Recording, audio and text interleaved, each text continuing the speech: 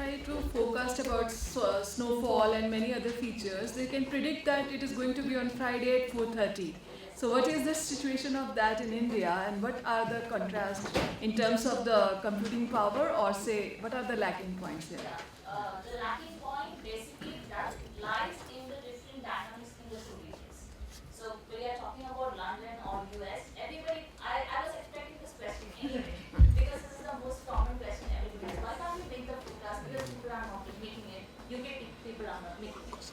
Yes, it is true. It is actually two different systems. There, the system is driven more by like dynamics. The wind and pressure systems, you can predict the weather, what is going to happen. But here in the tropics, because it is humid and it is hot, it is more driven by convection.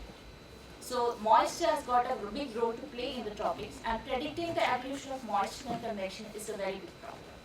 And the predictability itself, as I told about like predictability of the two systems, it is much low for like fast growing systems.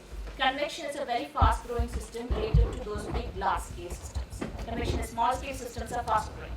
So convection dominates the tropics, and that is one big challenge. So I think that is inherent to the tropics, and it will be difficult to make predictions. If they get perturbed, if it is instead of 4:45, it is 4:30. So Yes. they want to improve even on that. Yes, And true. here I think we have margins of days True. or. Lot of factors. I wouldn't say everything is attributed to that. We don't have enough manpower, and we didn't have much computing. It's hardly like 10 or 20 years we got the computing. They are much ahead of that in that aspect. Manpower is limited. There was like trained manpower in that field, like started in 50s. It's a young field all over the globe, and in India it's even younger.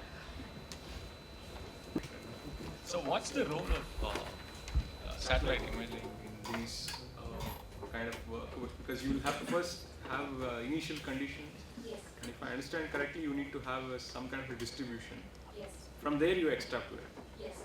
So does imaging really play a role there? Actually, we have measurements, like ground-based measurements. We have like weather stations, what we call, which make measurements over land. And likewise, we have like buoys over the ocean, which make measurements of temperature or salinity over the ocean. And satellites just add to it. Satellite make measurements over. They're not the primary data. No, not the satellites. After the satellites came, it definitely improved a lot. Because whatever the gap regions over like the seas or the oceans or the polar regions, that was filled because of the satellites. I really liked and enjoyed some of the points you made also about the complexity of weather prediction.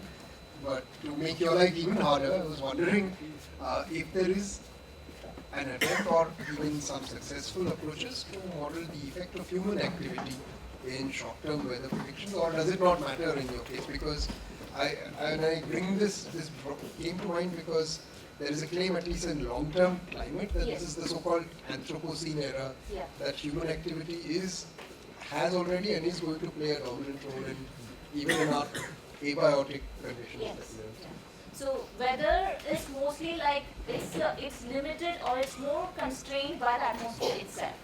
So but when we go to the climate, all the other systems come into play. What happens over the land or the ocean or the ecology in general or vegetation, which has got longer time scales of evolution. Weather is just like 5 to 10 days. It would be less. I would say something would be there.